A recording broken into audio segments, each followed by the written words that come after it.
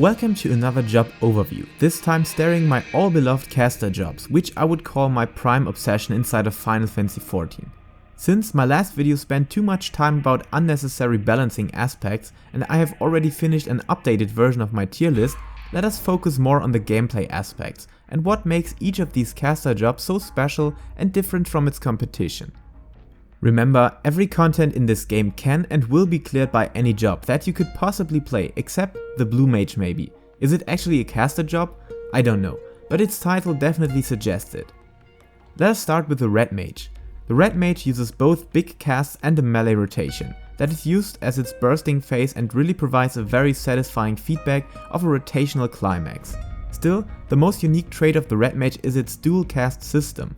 With this, you are able to use your big spells instantly right after you cast another spell without being an instant cast. So for example, you can use Jolt 2 or the procs Ver Stone and Ver Fire to get in the big Ver Thunder or Ver Arrow or impact on AoE situations. Above that, you are also able to use your dual cast system to use Ver Raise, which is one of the best tools to get people back onto the battlefield. Here, you could either choose a damaging spell or Ver Cure, which also is the only effective and spammable healing spell accessible to DPS jobs. These tools and its Embolden skill make the red mage a tremendous support and ultimately flexible for any progress situation. That means if your group is fighting new bosses and tries to adapt to new mechanics step by step. But let us check out the melee rotation, being a lot of fun and involving a clear highlight that you earned yourself by balancing black and white mana and generating these resources by all your cast and dual cast efforts. Starting off with Enchanted Riposte. Please excuse my bad French pronunciations here, I'm always struggling with that language. Nonetheless, you're triggering a shorter recast timer than usual, so the execution of this melee combo feels a bit more agile than your casting sequences. Still, after using Enchanted Redoublement, you can choose one big elemental spell in the form of Ver Flare or Ver Holy with insane explosion characteristic, followed by a neutral Scourge that even feels a bit stronger, both being also labeled through its heavy potency. For some effective or not so effective movement according to the narrowness of the arena, the red mage has access to a gap closer, pulling yourself towards the enemy in the form of Corp à Corp, and its pendant, Displacement. A back leap with a 15 yalm range, so don't jump off the arena or into deadly stage borders. For not losing the OGC damaging potential of these two spells, use Engagement instead of Displacement. And still, Corp à Corp is a tremendous tool to get you into melee range for your burst. Through being instant spells already, Ver Holy, Ver Flare and Scourge provide you with enough time and space to get you back to your former position or comfort zone, to let waves of elemental magic rain down onto your enemies. When it comes to AoE damage and dungeons, the red mage is extraordinary, but also very straightforward, using Ver Thunder and Ver Arrow 2 as short casts to receive our dual casts for impact. Actually, only using this rotation would deliver an insane amount of DPS when you got multiple targets, but through using your black and white mana, you can even increase your amazing AoE DPS with Enchanted Moulinet. And if you're worried about your mana, most recommended rotations also contain Manification, doubling your actual mana pool while also pushing up your damage, giving you a quick start into your melee burst or a quick recovery during mid-fight to have two burst phases close to each other. So if you're new to casting or Final Fantasy in general, the red mage is an incredible starting packet, full of amazing animations, solid DPS numbers and a group that will always love you for your support and flexibility. Check out my Ultimate Red Mage guide, my 5.1 rotation video or any mentor on the balance to receive the info you need, or just start to learn and love the Red Mage by yourself. Okay, remaining at the colored section of caster titles, the Black Mage.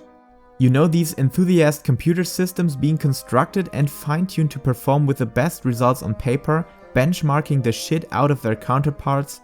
That is the Black Mage, at least for me and many other players, but let us get to the topic. See it as the easiest to perform for its rotation alone, and the hardest to optimize and to bring the rotation into a battle flawlessly. A short moment of respect and appreciation for all those black mages pulling their high numbers on actual Savage, Extreme or any high level content. You are the true masters of boss mechanics and explosions. That means I cannot recommend the Black Mage to beginners, unless you're so overly hyped by our beloved Vivi or the other Black Mages in the Final Fantasy history. This job is definitely an S tier when it comes to difficulty, so always consider this aspect when choosing a job. Still, this doesn't mean you can reach that level by a good amount of practice and theory crafting.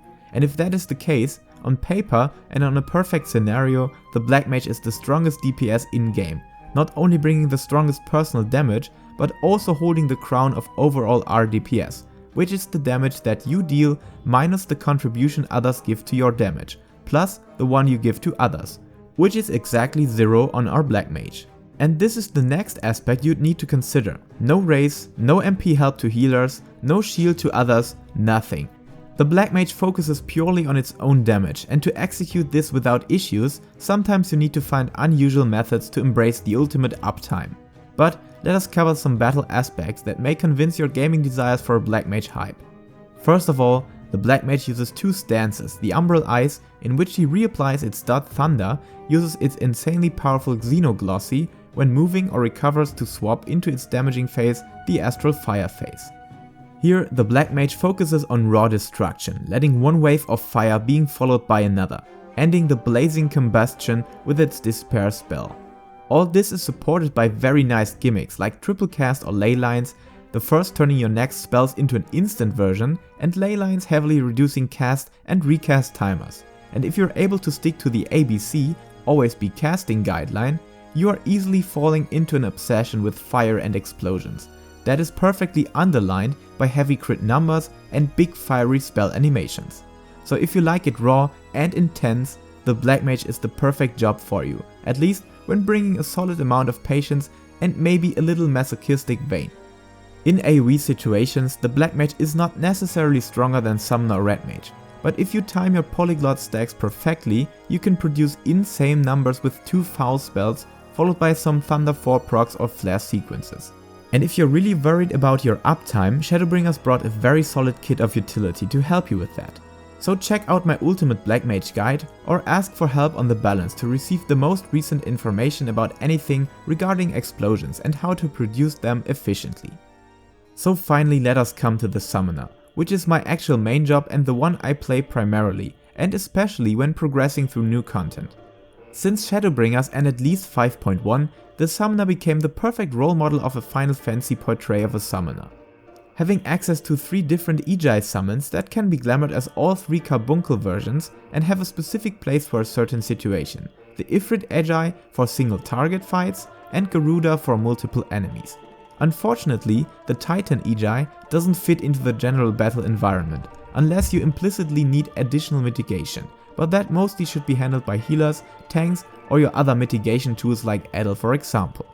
Above these usual Ejai summons we have access to different stances, one where you will use all of your spells instantly and without movement interrupting you, the second one being accompanied by the Ejai version of the Summoner's Legend, Bahamut, and the third being the Firebird Trance, summoning Phoenix to fight at your side and turning your basic rune spells into rune spells on fire, with insane AoE potential. While maintaining these stances and controlling your Ejai's powerful attacks through using Ejai assaults, you always want to keep up your damage on time effects that are an essential part of your rotation, which can be applied through Tri-Disaster or manually, but as most of your stances reset your Tri-Disaster, the application of dots is done very rarely. If you're coming from WoW, you can see the Summoner as all 3 Warlock specs combined into one powerful weapon, and I personally like the different stances and phases that some sort of evoke a different playstyle, while sticking to the basic system, but with each summon you change your behavior, which I love the most about the Summoner. Above that, we also got a raising spell like the Red Mage, with reduced cast time in Dreadworm or Firebird Trance, or being an instant spell when using Swift Cast, that you have access to every 60 seconds. On the other hand, the Summoner also has a nice group buffing tool in the form of Devotion, commanding your Ejai to grant your party members a 5% damage boost over 15 seconds. And through being a job with access to dots and many cleaving possibilities during Firebird Trance, the Summoner outperforms most of its competition when 2 or more targets are available. Forget it, the Summoner outperforms most of its competition in either way, being very strong since patch 5.1. On the AoE department, the damage is on par with Black and Red Mage, with some powerful potential in our Firebird Trance, so if you keep it for massive pulls, the damage will be insane. But all in all, the biggest advantage over its caster mates is its movability. being able to constantly move out of AoEs or other mechanics will mostly cause no significant damage loss, especially when comparing it to the Black Mage. In most of the cases, when having Dreadworm or Firebird Trance or some Ejai assaults ready, you won't lose a single DPS at all and can move freely wherever you want. So if you're planning to become a very strong, flexible and versatile caster job with the classical Final Fantasy summoner style, join our passion and make your head dong ready to outperform all other DPS with ease. Check out my Ultimate Summoner guide for learning some of the basic functionalities, and head over to the 5.1 rotation video or the 5-minute guide I have already uploaded. And of course, for an in-depth analysis and learning process, check out akhmorning.com, the best summoner optimization website around, or meet up with some mentors on the Balanced Discord. And that's it.